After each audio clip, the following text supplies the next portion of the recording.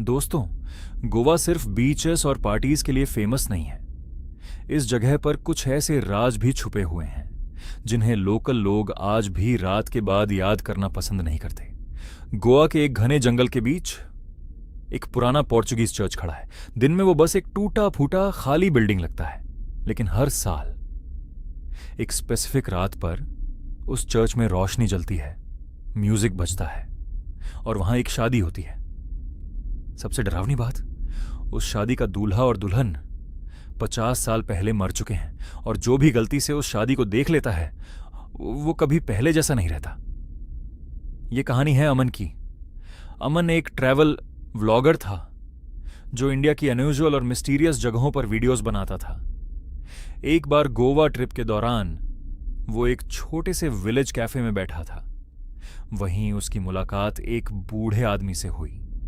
बूढ़ा आदमी अमान के कैमरा को देखकर हल्का सा मुस्कुराया, फिर धीरे से बोला, तुम्हें सच में गोवा देखना है तो बीचेस मत जाओ, जंगल जाओ। अमन हंस पड़ा। उसने पूछा, जंगल में क्या है? बूढ़ा आदमी कुछ सेकंड्स तक चुप रहा, फिर उसने सिर्फ एक लाइन बोली, एक चर्च है जहां हर साल भूत की शादी होती है। लोकल लोग बताते हैं 1968 में उसी चर्च में एक यंग कपल की शादी होने वाली थी। दूल्हा का नाम था माटेओ और दुल्हन का नाम था इजाबेला। दोनों एक दूसरे से बहुत प्यार करते थे। शादी की रात पूरा गांव चर्च में इकट्ठा हुआ था। म्यूजिक चल रहा था, कैंडल्स जल रही थी और इजाबेला वाइट वेडिंग ड्रेस पहनकर चर्च की तरफ चल रही थी। तभी जंगल रोड पर एक भयानक एक्सीडेंट हो गया। मटियो की कार अचानक कंट्रोल से बाहर हो गई और चर्च के पास बने स्टोन वॉल से टकरा गई। मटियो की वहीं मौत हो गई। जब इजाबेला को यह खबर मिली, वो शॉक में चर्च के अंदर भागी, लेकिन ऑल्टर के सामने पहुंचते ही वो अचानक जमीन पर गिर पड़ी। कुछ ही सेकंड्स में उसका हार्ट फेल हो गया। उस रात शादी होने से पहले ही दूल्हा और दुल्हन दोनों मर गए। उसके बाद से वो चर्च हमेशा के लिए बंद कर दिया गया। लेकिन कुछ सालों बाद विलेज के लोगों ने एक अजीब चीज नोटिस की। हर साल उसी डेट पर रात के समय चर्च के अंदर रोशनी दिखाई देने लगती थी। अंदर से म्यूजिक की आवाज आती थी और कई लोगों का कहना था कि उन्हें चर्च के अंदर लोगों के चलने की आवाजें सुनाई देती थीं। एक बार एक आदमी ने हिम्मत करके चर्च के अंदर झांकने की कोशिश की। उसने जो देखा उससे उसका खून जम गया। चर्च के अंदर लोग खड़े थे, सब फॉर्मल कपड़ों में, जैसे किसी शादी में आए हों, और ऑल्टर के सामने वाइट ड्रेस में इजाबेला खड़ी थी। उसके सामने ब्लैक सूट में मैटियो, और प्रीस्ट उनकी शादी करवा रहा था। लेकिन जैसे ही वो आदमी डर के मारे वहां से भागा और अगली सुबह वापस आया, चर्च फिर से पूरी तरह खाली था। अम्मान को यह कहानी एक परफेक्ट यूट्यूब वीडियो जैसी लगी। उसने डिसाइड किया कि वो उस रात खुद चर्च जाकर इन्वेस्टिगेट करेगा। कैमरा, फ्लैशलाइट, माइक सब लेकर वो जंगल की तरफ निकल गया। रात लगभग 11:30 बज चुके थे। जंगल बिल्कुल खामोश था, हवा तक नहीं चल रही थी। थोड़ी देर बाद अमन को जंगल के बीच एक पुराना स्टोन चर्च दिखाई दिया। ब्रोकन विंडोज, मॉस से भरी दीवारें और एक पुराना वुडन डोर। चर्च पूरी तरह अबैंडन्ड लग रहा था। अमान ने कैमरा ऑन किया और धीरे धीरे चर्च के अंदर चला गया। अंदर गहरा अंधेरा था, सिर्फ उसकी फ्लैशलाइट की हल्की सी रोशनी दिख रही थी। तभी चर्च के अंदर की हवा अचानक बहुत ठंडी हो गई और कहीं दूर से पियानो म्यूजिक की हल्की आवाज आने लगी। अम्मान एकदम रुक गया। चर्च में कोई इलेक्ट्रिसिटी नहीं थी, तो फिर म्यूजिक कहां से आ रहा था? तभी ऑल्टर के पास रखी एक कैंडल अपने आप जल उठी और उसके बाद जो हुआ, अमान उसे अपनी पूरी जिंदगी कभी नहीं भूल पाया। चर्च के अंदर धीरे धीरे लोग दिखाई देने लगे, जैसे धुंध से शेप्स बन रही हों। Main in suits, women in old dresses, सब शादी के मेहमानों की तरह दिख रहे थे। और फिर चर्च के एंट्रेंस से एक लड़की अंदर आई, वाइट वेडिंग गाउन में। उसका चेहरा बिल्कुल पेल था, लेकिन वो सीधे ऑल्टर की तरफ चल रही थी। वो थी इजाबेला। और ऑल्टर के सामने मटेयो खड़ा था। प्रीस्ट ने अपना हाथ उठाया और वेडिंग सेरेमनी शुरू हो गई। अम्मान का कैमरा सब कुछ रिकॉर्ड कर रहा था, लेकिन उसे बिल्कुल अंदाजा नहीं था कि अभी जो होने वाला है वो उसकी जिंदगी हमेशा के लिए बदल देगा। वेडिंग गेस्ट्स वो चर्च के बाहर नहीं आ रहे थे, बस वहीं खड़े थे और उनके बीच इज़ेबेला खड़ी थी। वो सीधा अमन को देख रही थी। फिर उसने धीरे से अपना हाथ उठाया और अमन की तरफ इशारा किया। उसी पल जंगल में दर्जनों फुसफुसाहटें गूंजने लगीं। अमन पूरी ताकत से भागा। कुछ देर बाद उसे जंगल रोड दिखाई दी और थोड़ी ही देर में वो अपनी बाइक तक पहुंच गया। उसने तुरंत इंजन स्टार्ट किया और बिना पीछे देखे वहां से निकल गया। अगली सुबह अमन विलेजर्स और लोकल पुलिस के साथ वापस चर्च गया। दिन की रोशनी में चर्च बिल्कुल नॉर्मल लग रहा था। Broken benches, dust, spider webs, कोई कैंडल्स नहीं, कोई डेकोरेशन नहीं, जैसे पिछली रात कुछ हुआ ही नहीं। पुलिस ने पूरा चर्च चेक किया, उन्हें कुछ भी अनयूजुअल नहीं मिला। सबको लगा शायद अमन को हेलुसिनेशन हुआ होगा, लेकिन अमन के पास एक प्रूफ था, उसके कैमरा की फुटेज।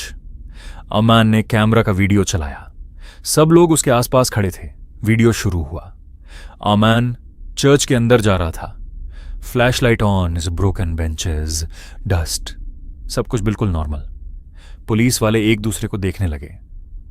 देखा, कुछ भी नहीं था, लेकिन अमन ने वीडियो फास्ट फॉरवर्ड किया और फिर वीडियो का एक हिस्सा आया।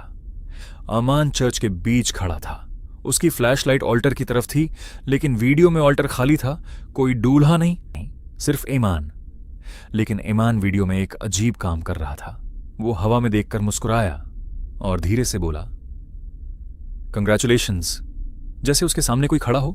पुलिस ऑफिसर ने पूछा, तुम किससे बात कर रहे थे? अमान कंफ्यूज्ड हो गया। इम्पॉसिबल, मैंने सब देखा था। Wedding guests. तभी वीडियो के आखिरी 10 सेकंड्स आए और इस बार कैमरा ने कुछ ऐसा रिकॉर्ड किया जिसकी किसी ने उम्मीद नहीं की थी। वीडियो के बैकग्राउंड में ऑल्टर के पीछे लगा ओल्ड वेडिंग फोटो फ्रेम दिखाई दे रहा था। पुलिस ऑफिसर ने वीडियो पॉज किया और जूम किया।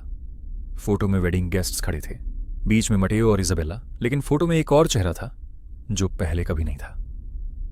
अमान बिल्कुल सेंटर में, व्हाइट शर्ट में, जैसे वो भी उस शादी का मेहमान हो। कमरे में सन्नाटा छा गया।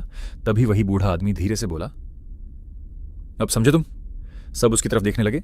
बूढ़े आदमी ने चर्च की तरफ देखते हुए कहा, वो शादी कभी पूरी नहीं हुई थी। मटेओ और इज़ाबेला की आत्मा हर साल उस रात वापस आती है और सेरेमनी फिर से शुरू करती है, लेकिन शादी तब तक पूरी नहीं होती जब तक सारे मेहमान मौजूद ना हों।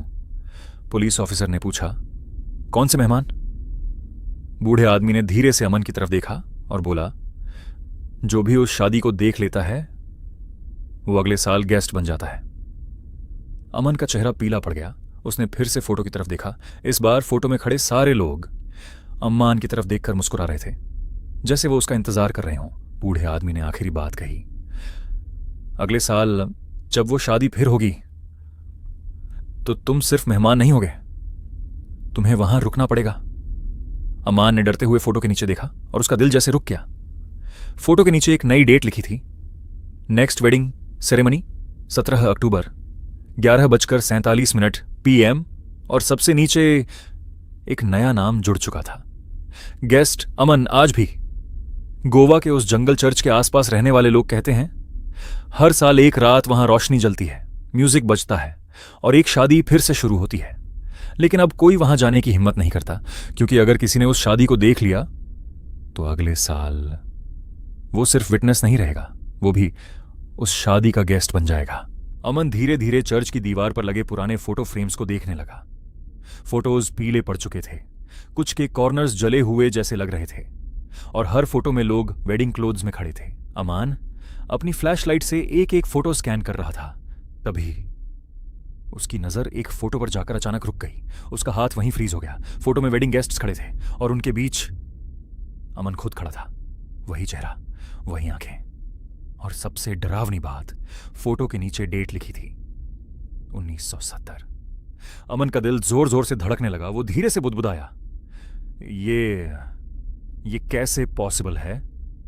उसने फोटो को करीब से देखने के लिए हाथ बढ़ाया। जैसे ही उसने फ्रेम को टच किया, चर्च के अंदर अचानक ठंडी हवा का तेज झोंका चला। एक ही पल में सारी कैंडल्स बुझ गईं और पियानो म्यूजिक अचानक रुक गया। एक सेकंड के लिए चर्च में पूरी खामोशी छा गई। फिर पीछे से किसी के धीरे धीरे कदमों की आवाज आई, टोक टोक टोक। अम्मान धीरे धीरे पीछे मुड़ा, लेकिन चर्च में कोई नहीं था। फिर भी फुटस्टेप्स पास आते जा रहे थे, जैसे कोई इनविजिबल चीज अल्टर से उसकी तरफ चल रही हो। अम्मान का कैमरा अब भी रिकॉर्ड कर रहा था। तभी उसकी फ्लैशलाइट फ्लिकर करने लगी और उसी मोमेंट चर्च की पीछे वाली दीवार पर शैडोज हिलने लगी। अम्मान ने देखा उसकी शैडो के अलावा भी कई शैडोज दीवार पर मूव कर रही थीं, लेकिन चर्च में कोई खड़ा नहीं था। फिर एक और अजीब चीज हुई। चर्च के बीच में रखी ओल्ड वुडन बेंचेस धीरे धीरे हिलने लगी, जैसे कोई इनविजिबल गेस्ट उन पर बैठ रहे हों। लकड़ी की बेंच से क्रीक क्रीक की आवाज आने लगी और फिर अम्मान ने साफ साफ सुना धीमी फुसफुसाहटें, जैसे शादी के मेहमान आपस में बात कर रहे हों। कोई धीरे से हंस रहा था, कोई ताली बजा रहा था। और तभी ऑल्टर के पास रखी एक कैंडल फिर से अपने आप जल उठी। अम्मान ने धीरे धीरे ऑल्टर की तरफ देखा और उसका खून जम गया। वहां मटेओ और इजाबेला अब भी खड़े थे, लेकिन अब उनके चेहरे पहले जैसे नहीं लग रहे थे। उनकी आंखें पूरी तरह काली हो चुकी थीं और दोनों सीधा अमन को देख रहे थे, जैसे उन्हें पता चल गया हो कि कोई जिंदा इंसान उनकी शादी देख रहा है। इजाबेला धीरे धीरे अमान की तरफ मुड़ी। उसके होंठ हल्के से हिले और उसने बहुत धीमी आवाज में कहा, गेस्ट। अमान का सांस जैसे रुक गया। उसी पल चर्च के एंट्रेंस का दरवाजा जोर से बंद हो गया। धड़ाम! अमान घबराकर दरवाजे की तरफ दौड़ा, लेकिन दरवाजा पूरी तरह लॉक हो चुका था और पीछे से वेडिंग म्यूजिक फिर से बजने लगा। इस बार म्यूजिक धीमा और टूटा फूटा था, जैसे कोई पुरानी कैसेट अटक रही हो। अम्मान धीरे धीरे पीछे मुड़ा। अब चर्च का पूरा सीन बदल चुका था। बेंचेस पर दर्जनों शैडोवी गेस्ट बैठे थे। सबके चेहरे धुंधले थे, लेकिन सबकी नजर सिर्फ अम्मान पर थी, जैसे वो उसी का इंतजार कर रहे हों। तभी प्रीस्ट की आवाज चर्च में गूंजी, एक और मेहमान आ गया है। अम्मान का दिल जैसे रुक गया। प्रीस्ट ने धीरे से हाथ उठाया और बोला, शादी तब तक पूरी नहीं होगी जब तक सारे मेहमान मौजूद ना हो। उसी मोमेंट चर्च की दीवार पर लगा एक और फोटो फ्रेम जमीन पर गिर गया। कांच टूट गया। अम्मान डर के मारे नीचे देखने लगा। फोटो में वेडिंग गेस्ट्स खड़े थे, लेकिन इस बार अमन फोटो के बीचों बीच खड़ा था, जैसे वो हमेशा से इस शादी का हिस्सा रहा हो। और तभी इजाबेला धीरे धीरे ऑल्टर से नीचे उतरने लगी, सीधे अमन की तरफ। उसका व्हाइट गाउन जमीन पर घिसटता हुआ आगे बढ़ रहा था और उसके पैर जमीन को छू भी नहीं रहे थे, जैसे वो चल नहीं रही थी, हवा में तैर रही थी। अमन का दिल तेजी से धड़कने लगा। उसने तुरंत चर्च के मेन डोर की तरफ दौड़ लगाई, लेकिन जैसे ही उसने हैंडल पकड़ा, दरवाजा बिल्कुल जाम हो चुका था। उसने पूरी ताकत से खींचा, लेकिन दरवाजा नहीं खुला।